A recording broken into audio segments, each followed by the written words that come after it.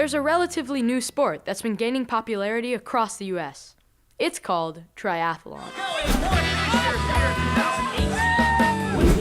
I do triathlon because it's fun and it's good fitness. We're still going. More finishers here, 2018. It's like there's more to do, and like you can do 3 things instead of just one.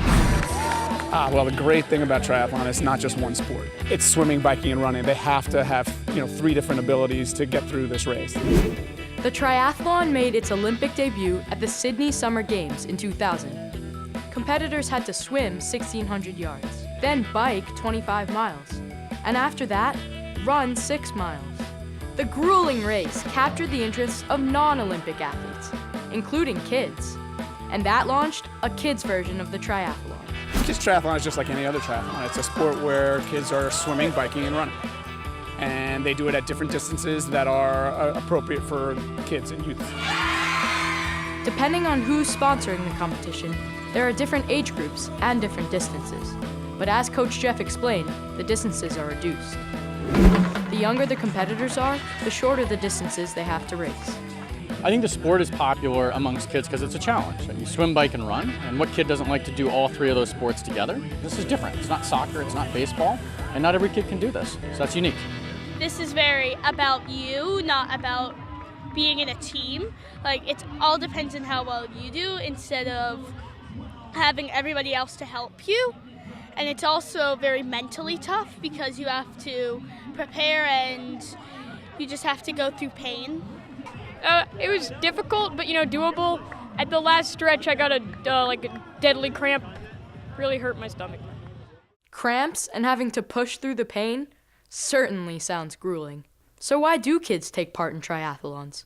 We'll find out when Teen Kids News continues. We'll be right back.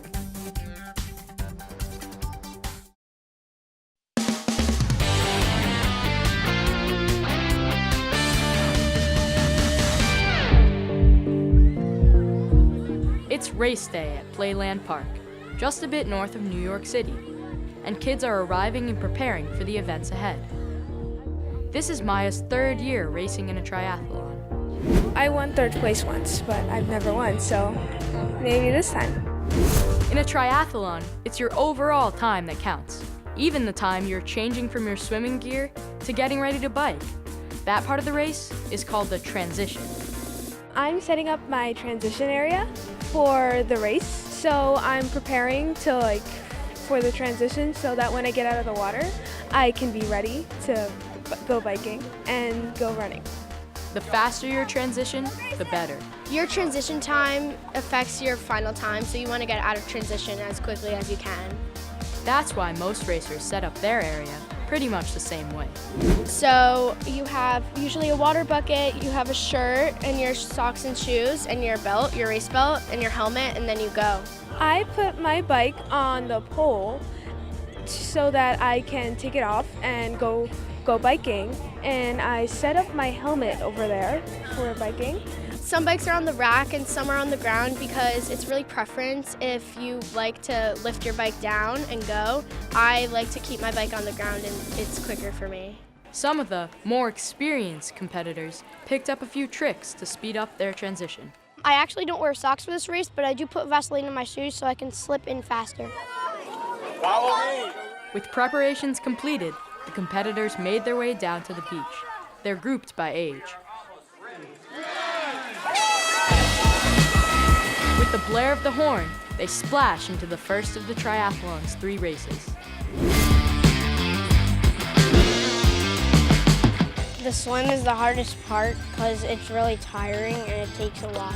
Not all kids are football players, baseball players, all the regular sports that you see. Some kids just might gravitate more to triathlon. It's an individual sport, but it also, as a team, having kids there that are doing the same thing you're doing and can support you in that, and they're cheering you on while you're doing it and you're struggling, it lifts everybody up, and I think it's a great thing for high school and middle school athletes.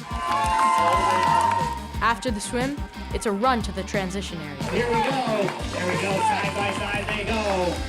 A quick change of clothes, grabbing the bike, and then off for the second leg of the triathlon. It's getting bigger and bigger and larger. Our race keeps growing year over year, which has been incredible. The third and final race is the run. After swimming and biking, this often proves to be the most challenging for many competitors. My hardest event is the run, but I wouldn't call it a weakness because I'm getting pretty stronger at it because now I'm on a cross-country team. Fortunately, the final sprint to the finish is downhill.